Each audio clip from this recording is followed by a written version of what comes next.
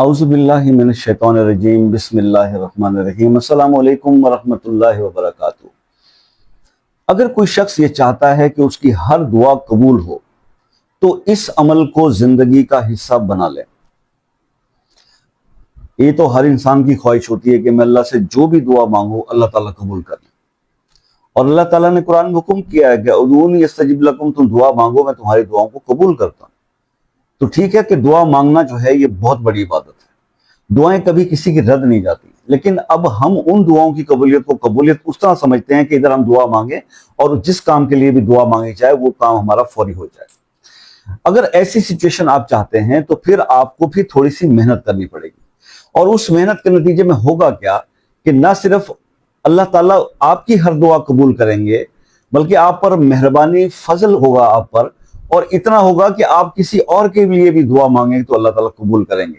اب اس سٹیج پر پہنچنے کے لیے میں نے ہمیشہ عرض کیا کہ جناب دنیا ہو یا دین ہو، شارٹ کٹ تو کوئی ہے نہیں ہے، ٹھیک ہے؟ محنت تو کرنی پڑے گی، فرائض آپ کے پورے ہوں، حقوق اللہ کے ساتھ ساتھ حقوق العباد کا خاص طور پہ خیال رکھا جائے، اپنے آپ کو گناہوں سے بچانے کے لیے آپ ہر وقت کوشش کریں، آپ کی شیطان سے جنگ رہے گی، اللہ سے مدد طلب کریں، اور اس کے بعد پھر آپ کوئی بھی عمل پرفارم کرتے ہیں، ذکر پرفارم کرتے ہیں اپنے فرائض پورے کرنے کے بعد، تو آپ کی زندگی میں تبدیلی ضرور آتی ہے، آپ کے اندر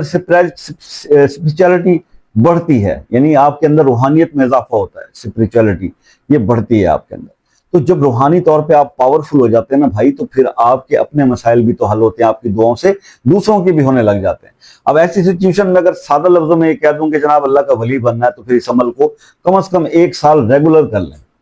1 سال محنت والا کام ہے۔ لیکن جو میرے دوست بہن بھائی شوق رکھتے ہیں کہ ان کی زبان میں کوئی اثر آئے اور اللہ کی مہربانی ان پر خاص ہو، تو وہ خاص مہربانی کے لیے اللہ کا اسم ہے یا حسیبو۔ یا حسیبو جو ہے یہ اگر آپ چاہتے ہیں کہ آپ کی ہر دعا قبول ہو تو یا حسیبو جو ہے وہ آپ روزانہ اس کو ہر روز کسی بھی نماز کے بعد کوئی ایک ٹائم فکس کر لیں، فجر کے بعد کر لیں، عشاء کے بعد کر لیں، کسی بھی نماز کے بعد آپ ٹائم فکس کر لیں، اور اسی نماز کے بعد ہی پڑھا کیجئے گا 313 بار، اول آخر 3 بار درود شریف پڑھ لیجئے گا، درود ابراہیمی، اور 313 بار یا حسیبو پڑھنا شروع کر دیں، اور 1 سال کم از کم اس کو اسی طرح سے پڑھتے رہیں، اور سال بعد آپ یہ دیکھیں گے، بلکہ بیچ میں یہ تو اخلاص پہ منحصر ہے کہ آپ کتنے خلوص سے یہ کام اور کتنے یقین سے کرتے ہیں، اس سے پہلے بھی آپ کی دعائیں قبول ہونا شروع ہو جاتی ہیں۔ اللہ تعالیٰ بہت مہربان ہے۔ لیکن جب آپ اس کو 1 سال بغیر کسی